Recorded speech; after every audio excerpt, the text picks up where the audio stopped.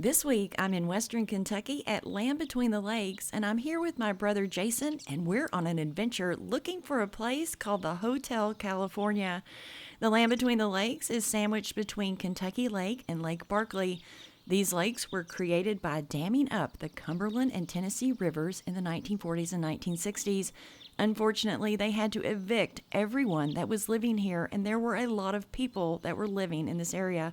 Some of these families had been here for generations, but nonetheless, they were forced out by the government to create this wonderful paradise that we're in.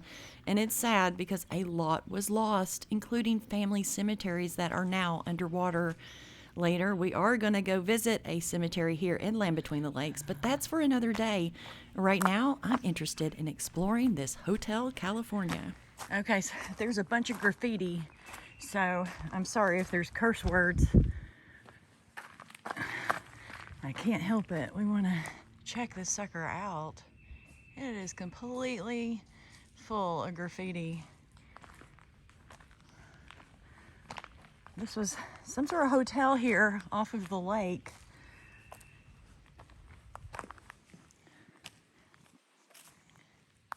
Well, this is interesting. Look at this tree. Oh, it's not a tree. I thought that was a tree. I was like, that is the most craziest tree I've ever seen. No. Wow, look at this.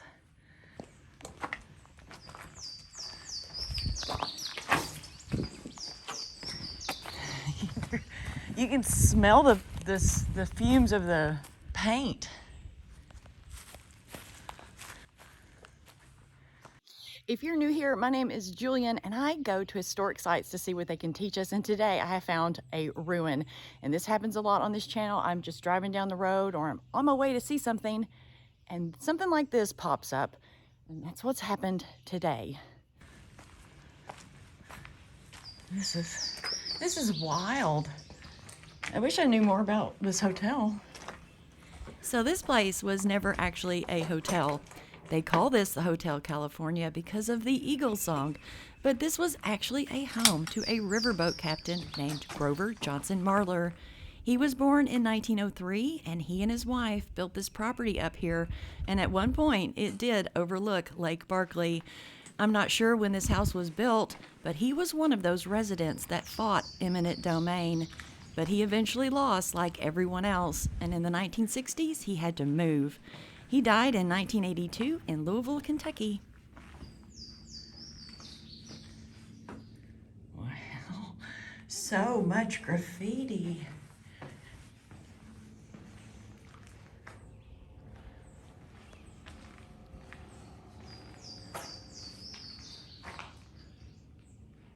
There's some stairs. Let's go upstairs. Careful. What? Be careful. Oh, I will be careful. And I did bring my dad with me on this adventure, but he couldn't make it down the trail. He's sitting in the car. But that's how I found this place.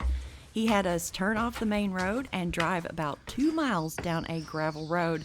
He wouldn't tell us where we were going until we got to the trailhead. He told me that in the 1970s, he and my uncle actually camped here, and they slept up here on the second floor. Amazing. Even the ceilings are spray painted.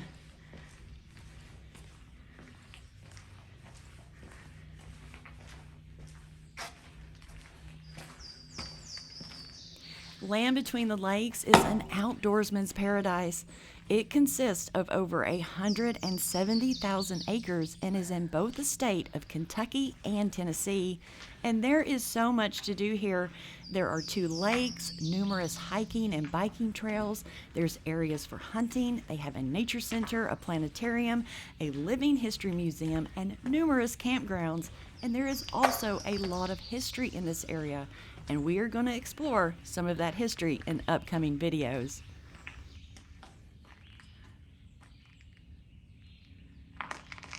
So you guys, this is one of those crazy places that I just find driving down the road. I had no idea that this was here, even though I have grown up in this area and I have been to Land Between the Lakes hundreds and hundreds of times. I never knew that this Hotel California was here. This place is super cool.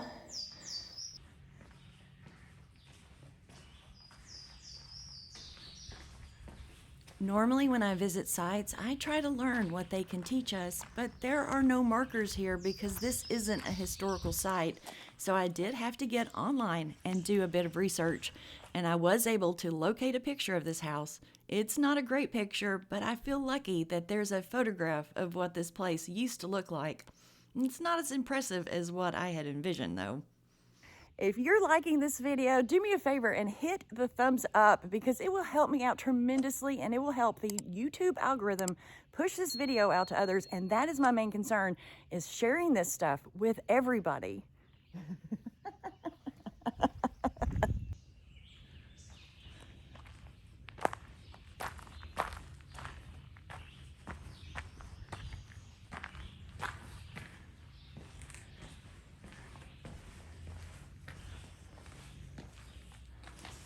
And as you can see, this place is a magnet for graffiti artists, and I'm told that this is a very popular hangout for teenagers.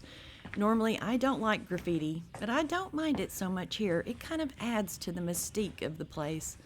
Thanks for joining me on today's adventure. I hope you enjoyed yourself, and don't forget to hit the like button, and I will see you guys next time.